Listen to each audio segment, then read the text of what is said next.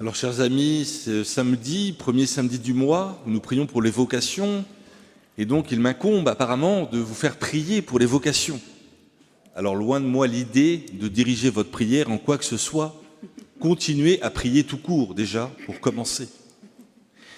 Et peut-être parler d'un aspect des vocations, sur les vocations, le côté où on est où on pense que, voilà, quand on regarde les modèles de prêtres, de religieux, religieuses ou des modèles de saints, on se dit que finalement il y a comme un fil rouge, tout est acquis et ça a l'air facile.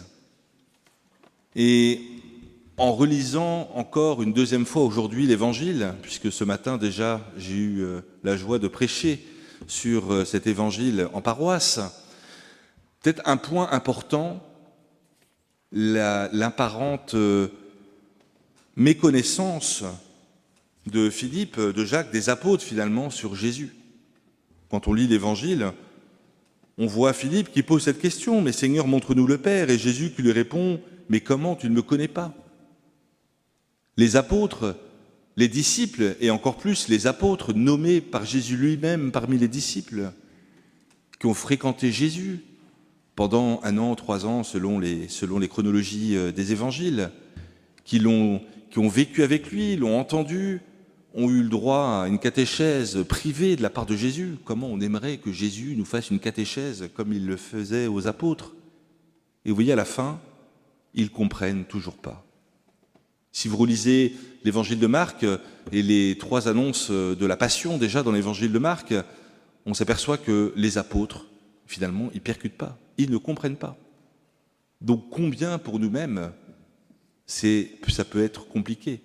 Même si on est a posteriori, que nous avons du coup 2000 ans d'enseignement de l'Église sur les évangiles, sur la Bible, sur les Écritures, et que du coup nous, le fil rouge, on le voit, tout le déploiement, toute la pédagogie divine qui se développe dans les Écritures pour nous annoncer le Messie, il n'empêche que ce n'est pas évident.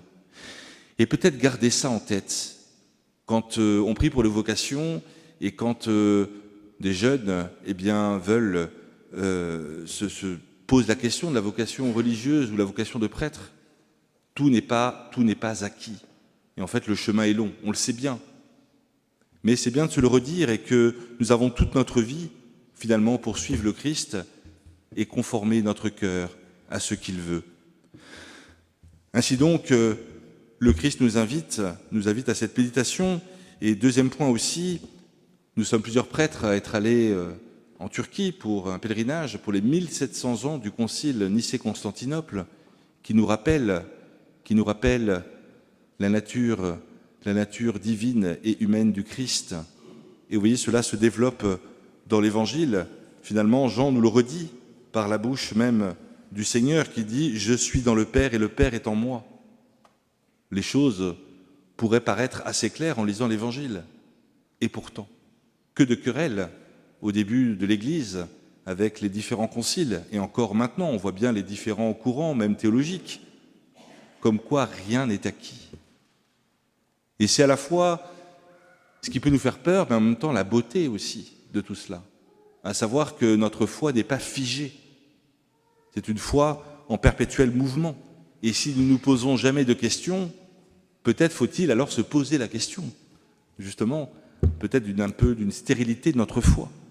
Cette invitation donc à toujours voir le Fils dans le Père dans le Fils, cette invitation prégnante pour nous qui avons la chance en chaque Eucharistie de pouvoir voir le Christ lui-même qui se donne dans le pain et le vin à chaque Eucharistie. Invitation aussi de saint Paul aux Corinthiens qui nous invite encore et toujours à méditer cette résurrection qui nous ouvre les portes, qui nous ouvre le chemin de la vie éternelle, les chemins du ciel.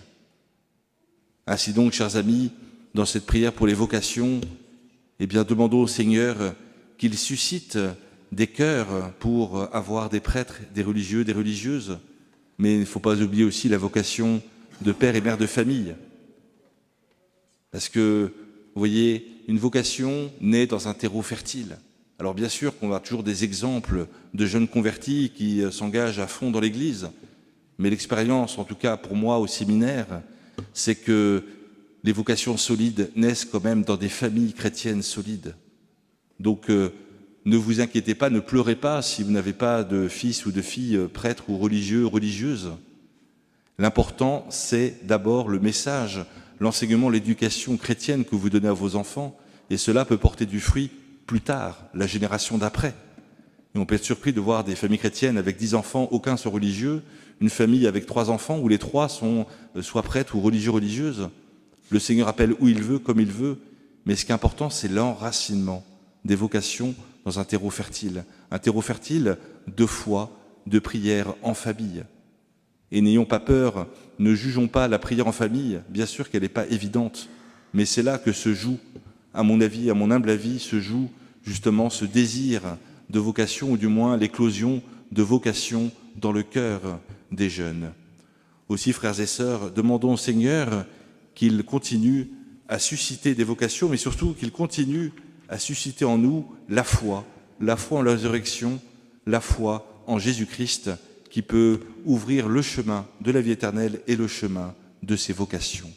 Amen.